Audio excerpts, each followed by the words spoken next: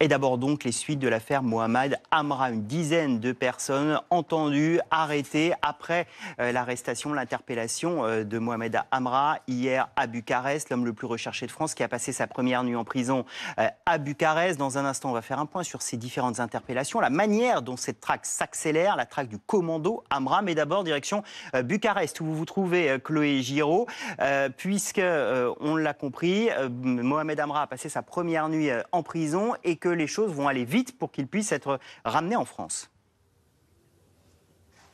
Effectivement, il aurait passé sa première nuit ici dans le centre pénitentiaire que vous voyez juste derrière nous. Et la prochaine étape pour lui, ça va être sa présentation à un juge d'instruction ici en Roumanie qui va devoir décider, statuer sur un transfert ou non vers la France. Mohamed Amra aura la possibilité de déposer un recours suite à cette décision. Mais une fois la décision finale rendue, la Roumanie aura 10 jours pour transférer Mohamed Amra à la France, si c'est bien la décision qui a été rendue. Et en attendant ce transfert, ces différentes présentations au juge d'instruction, ici, Mohamed Amra ne sera pas placé en garde à vue puisqu'il fait l'objet d'un mandat d'arrêt international et donc il est présenté directement à un juge d'instruction et c'est lui qui procède à l'interrogatoire. Une fois rentré en France, là aussi, Mohamed Amra sera présenté à un juge d'instruction, placé en détention puisqu'il purgeait une peine avant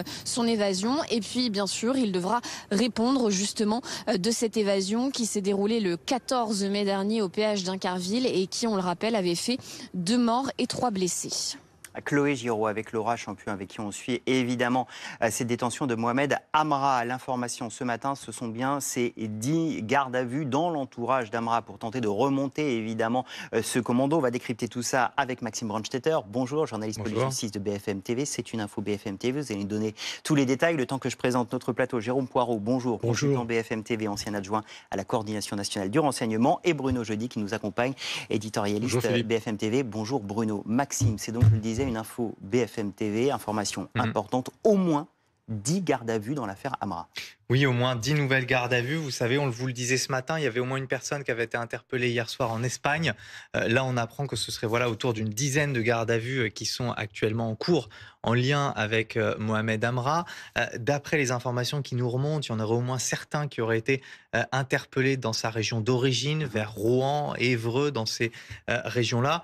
On n'a pas encore l'exact détail de qui sont ces gardes à vue. Ce qui est sûr, c'est qu'il y a évidemment plusieurs profils à trouver. Il y a ses complices, les personnes qui l'ont aidé pendant sa cavale, parce que cavale, on a besoin d'argent, de matériel et aussi de complicité. Il y a ses complices qui l'ont aidé à organiser son évasion, évidemment. On sait qu'il en a eu besoin, on sait qu'il a eu différentes personnes qui l'ont assisté, qui l'ont aidé à communiquer, etc. Et évidemment, ce peut-être qu'on attend le plus, c'est le commando, c'est les membres du commando qui ont attaqué voit sur ces le images, fourgon qu'on voit sur ces images, les membres qui sont responsables de la mort d'agents pénitentiaires.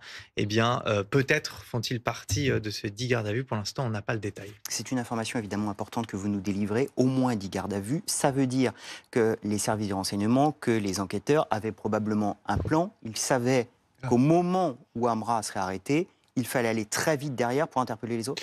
Oui, c'est très spectaculaire. C'est une parfaite démonstration de la stratégie qui a été mise en place par le magistrat instructeur français et par les policiers.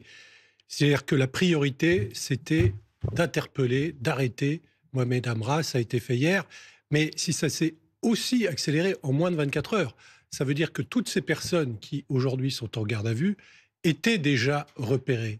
Mais ce qui était important pour les enquêteurs, c'était de commencer par la tête, Amra. Parce que si certains de ses complices étaient arrêtés, c'était un signal qui lui était envoyé.